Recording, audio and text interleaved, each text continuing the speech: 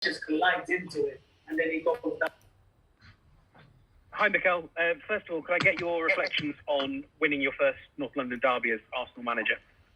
Well, extremely happy and proud about the way the boys played today, and obviously really happy because we know what it means to our club and to our fans. It's a shame that they weren't here with us today. They would be happy at home.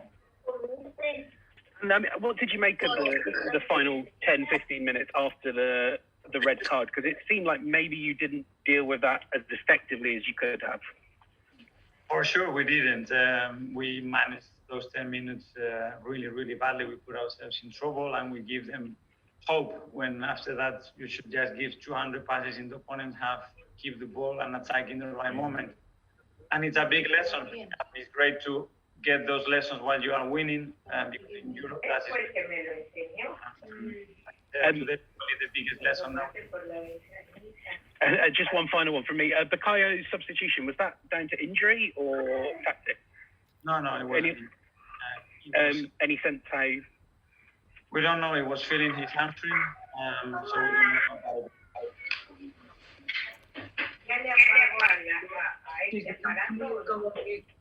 don't know about it. Don't cross. I was just going to ask you about the mentality of the group, Mikel, because to go behind, when particularly when you've been playing so well, is sometimes difficult to take, and they showed a great reaction. Absolutely. I think we started the game really strongly. We were very dominant. We played in the opposite half. We were regaining the ball really quickly, creating chances. And now Lamela scores an incredible goal, which was really an incredible, unique talent of peace. And after that, we have to react. And obviously, mentally, it's not easy. And when you played 2 days ago, it's not easy. But I love the way the team reacted, with the courage that they continue to play, the belief that I was sensing from the touchline. I'm glad back because I think you clearly took a big decision with Obi, your captain and top scorer. Did you feel you needed to do that to, for squad harmony, to set the standard, to make it clear about what you expect in the dressing room? Yeah, I made what I thought was the right decision, and we draw a line there, and now let's move on again. We know how important Nova is for us, for the club, and that's it. That's been dealt with, and let's move on. Has he taken that okay? Has he accepted that? Over. I hope he did, yeah. Yeah.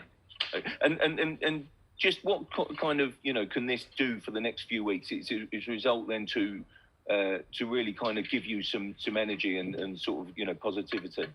Hopefully it will increase the level of confidence of the team and the belief that we can play really well against any opponent. We can beat big teams as well, and just maintain everybody together with the same belief. Obviously, we know that we have to put 4 or 5 wins in a row to give ourselves any chance of looking up in the table, but we are ready for a fight.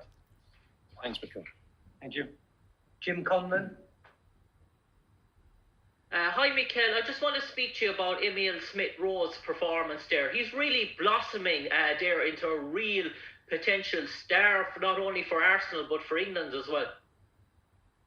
Well, I think he had a magnificent performance as well. Again, I think he shows not only quality, but his personality, his intelligence on the pitch, his energy.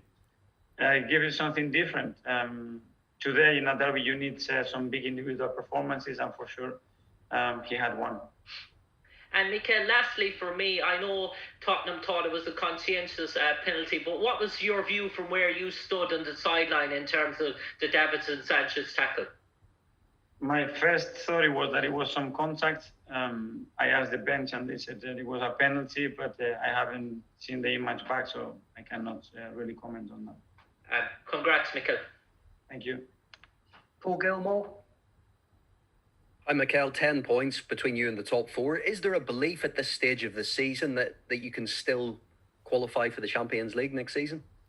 I think still mathematically it's possible. We're going to believe and we're going to give it a go for sure. We know that we have to be extremely consistent have any chance in the last 2 or 3 matches to be very close to them. But we're gonna give it a go, and we're gonna keep trying, going game by game.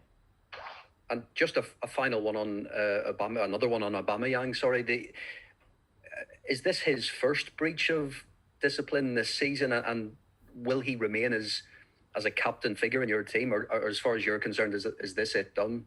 We deal with the situation on the day. That's been done, and now we move on. We know how important our white shorts, and he's going to continue to be really important. That's it. No more comments on that. Thanks, Mikel. Thank you. And finally, we'll come to Sam Dean. Hi, Mikel.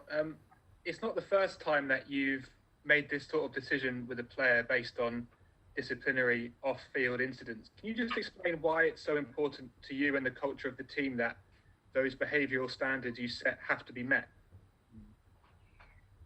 Because for me, it's the foundations and the platform that we can build something medium and long term that is sustainable and that can bring us joy and happiness. Without that, I don't believe that it would happen. So that's why I keep talking about it and acting about it. And just quickly on Martin Odegaard, who again I thought was really good, and the energy he played with and the commitment, just impressing and charging around. How impressive has that been, and when's he going to get tired? I don't know. He's got a real stamina, and he's so talented by his work rate, as you said. It's incredible. Not only that, it's the intelligence, the timing of his run when he presses his body. Really impressed. I think he had an incredible performance today. He's giving us something different, and he's certainly making us better. Thank you. Thanks. Thanks, everyone.